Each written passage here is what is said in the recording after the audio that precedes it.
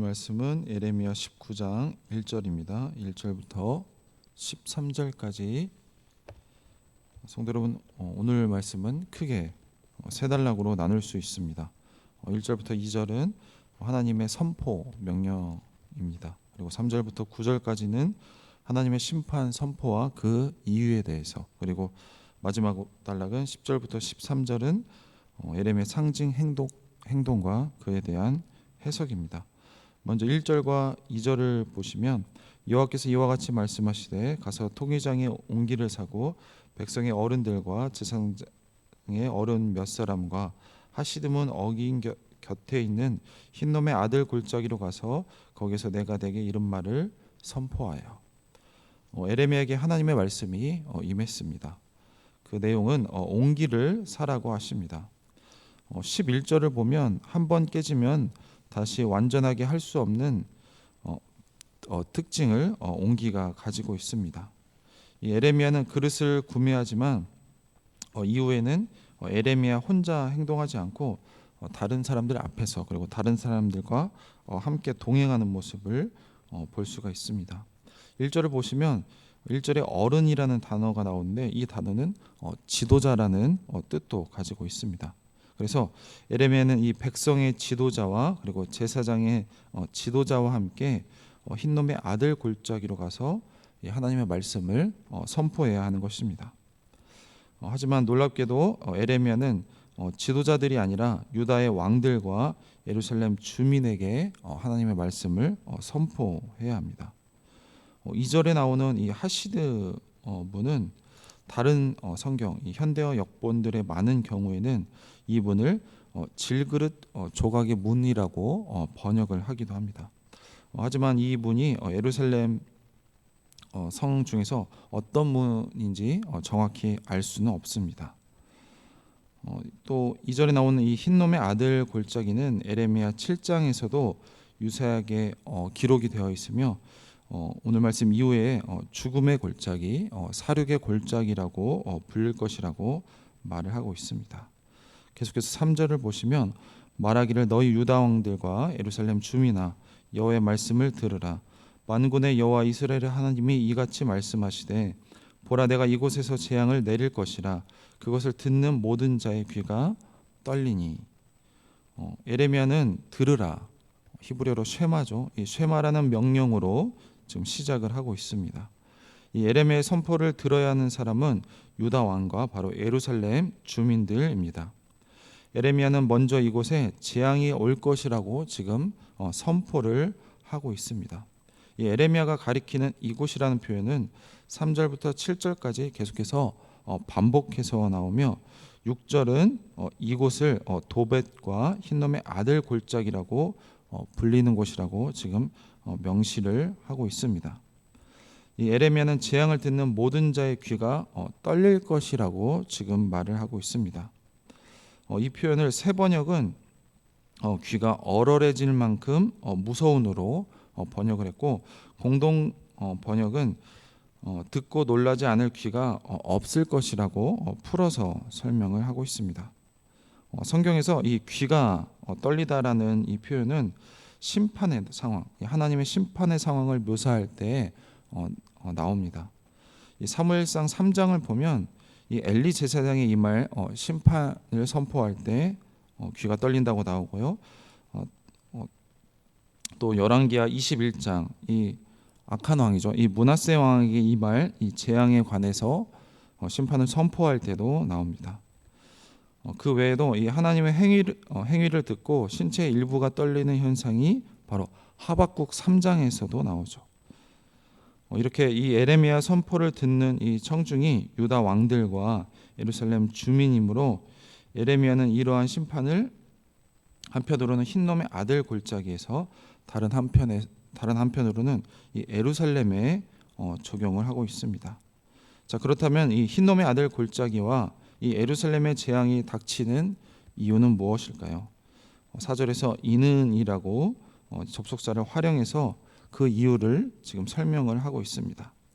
몇 가지 이유가 나오는데요. 4절을 보시면 이는 그들이 나를 버리고 이곳을 불결하게 하며 이곳에서 자기와 자기 조상들과 유다 왕들이 알지 못하던 다른 신들에게 분향하며 무죄한 자의 피로 이곳에 채웠음이며, 심판의 첫 번째 이유는 하나님이 그들이 나를 버렸다고 말을 하고 있습니다. 또 두 번째로 본문에서는 이 불결하게 하다라고 지금 서술을 하고 있는데, 이 단어는 이 낯설게 하다라고 또한 번역을 할 수가 있습니다. 그리고 이 단어가 바로 이방인의 어근이 되는 단어인데, 자, 이를 통해서 이 예레미야 이 저자는 이스라엘이 이곳을 이방인들의 것처럼 만들고 있음을 지금 고발하고 있는 것입니다.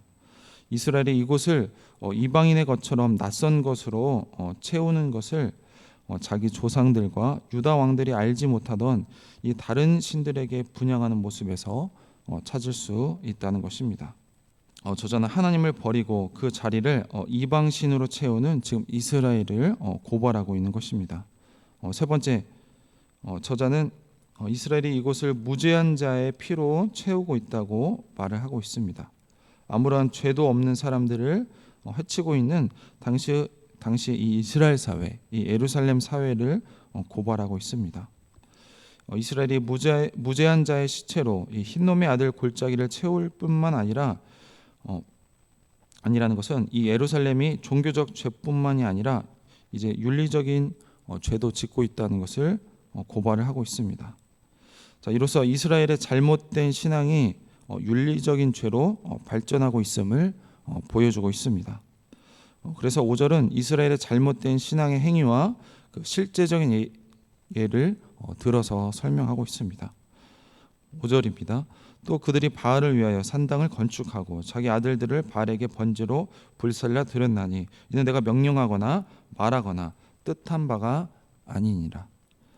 이스라엘은 바알 산당을 건축했을 뿐만 아니라 인신 제사를 드리고 있습니다.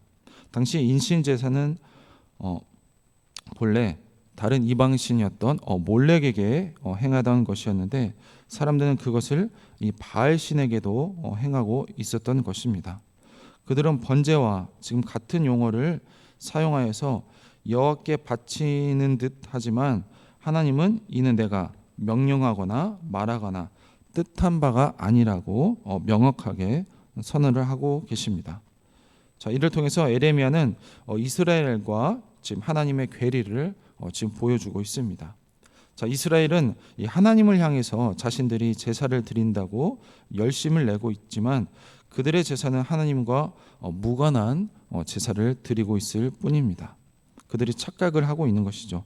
하나님은 그들의 제사를 받지 않으십니다. 하나님은 도벳 또는 이 흰놈의 아들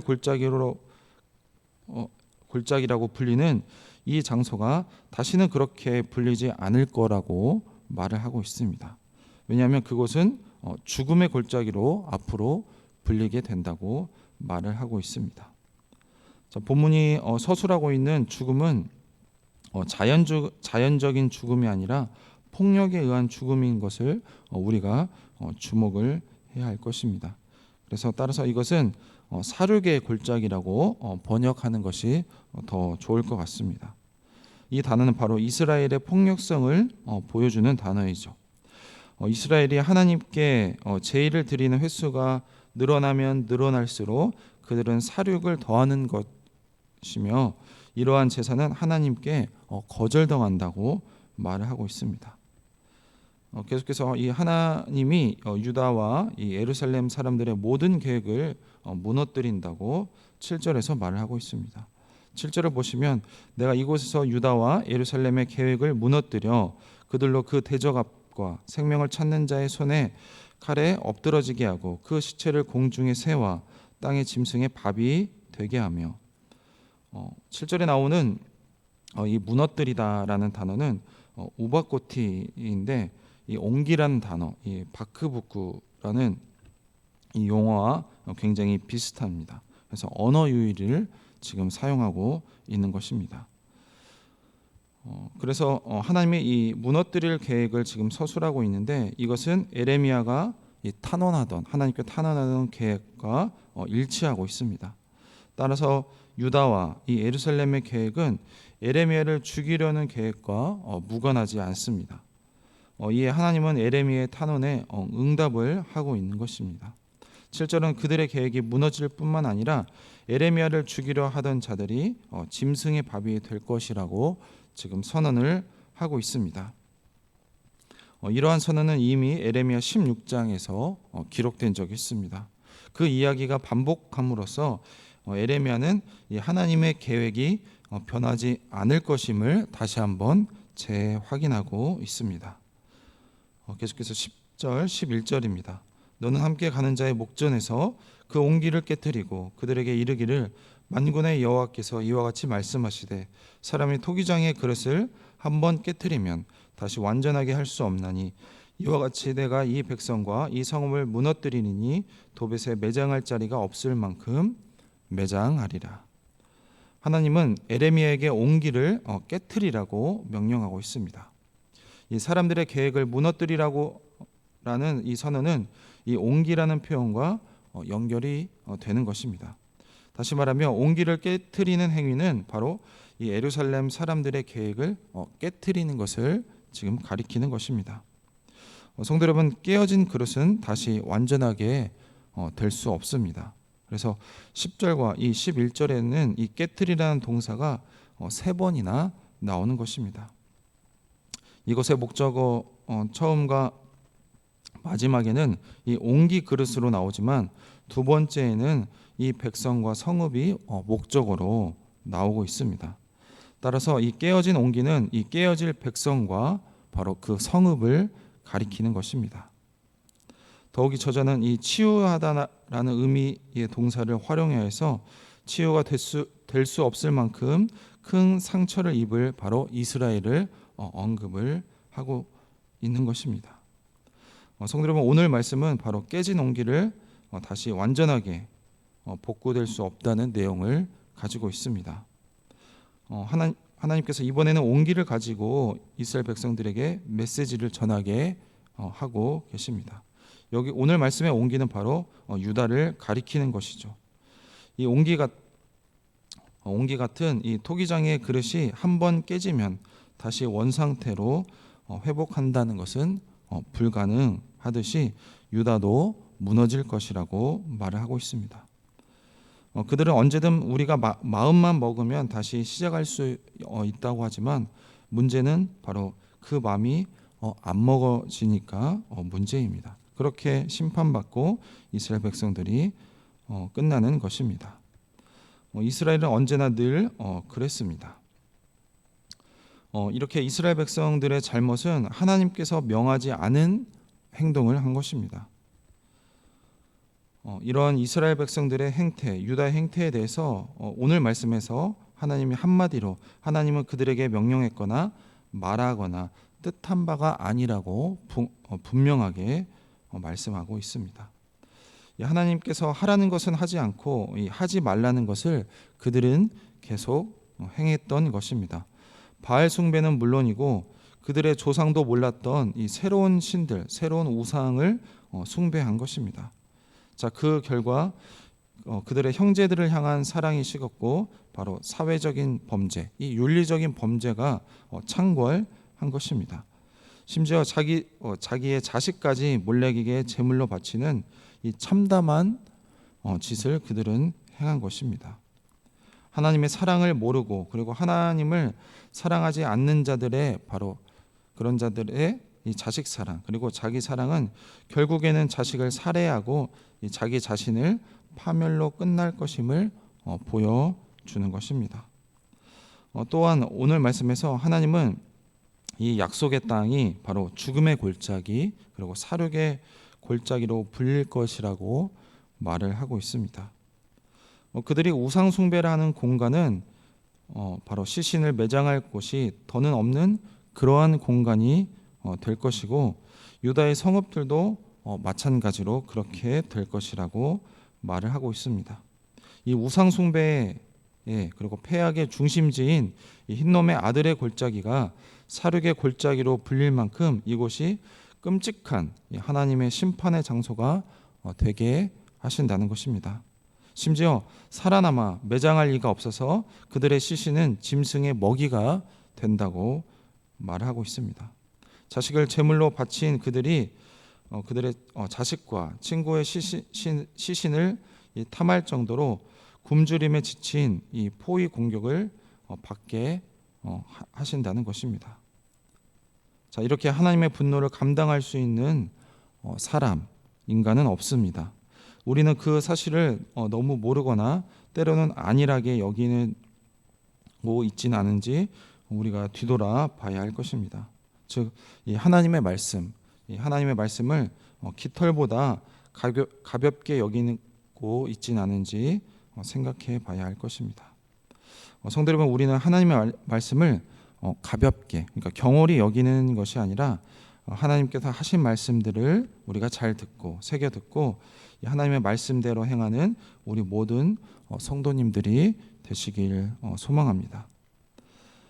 사람들은 자기 나름대로, 그리고 때로는 자기 자신을 위해서, 때로는 자녀들을 위해서 행했다고 하는 것들이 오늘 이스라엘 백성들의 행동처럼 우상 숭배이고, 그렇게 살다 보면 결국에는 자기가 파멸하고 자식을 살해까지 하는 그런 이스라엘 백성들의 모습을 통해서 우리의 죄성을 우리가 다시 한번 확인하고, 이스라엘 백성들이 늘 말했던 것처럼 우리가 마음만 먹으면 여호와께, 하나님께 다시 돌아갈 수 있다고 하지만 그들의 몸은 이미, 그리고 그들의 행동, 그들의 습관은 이미 굳어져 버려서 이스라엘 백성들은 결국에 회개하지 못하고 마음을 먹지 못하고 그대로 심판을 당했습니다. 성도 여러분, 우리는 늘 하나님께 우리의 마음을 새롭게 해달라고 하나님께 도움을 구하고 매일매일 이렇게 하나님의 말씀대로, 하나님의 말씀을 듣고 하나님의 말씀대로 살고, 그리고 하나님의 말씀대로 행동하는 우리 모든 서부중학교의 성도님들이 되시길 소망합니다. 기도하겠습니다.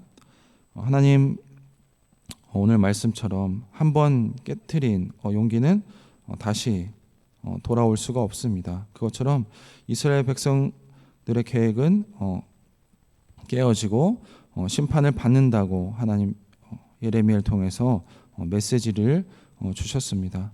이스라엘 백성들은 자신들이 언제나 마음을 먹으며 하나님께로 돌아갈 수 있다고 늘 착각하면서 살고 있지만 그들의 삶이 이미 굳어져서 우상 숭배를 하고 자녀들을 바치고 죄 없는 자들을 죽이는 그런 공동체가 되었습니다. 그래서 마음을 먹지 못하고 생각을 바꾸지 못했던 것처럼 하나님, 우리도 늘 우리의 마음을 새롭게 하지 않으면 늘 살아가는 대로, 그리고 이 세상처럼 살아갈 수밖에 없는 죄인임을 고백합니다. 하나님, 우리에게 늘 새 마음을 주시고 매일매일 하나님의 말씀대로 살고 행동하고 말하는 우리 모든 성도님들이 될 수 있도록 우리를 인도하여 주시옵소서. 감사드리며 예수님의 이름으로 기도했습니다. 아멘.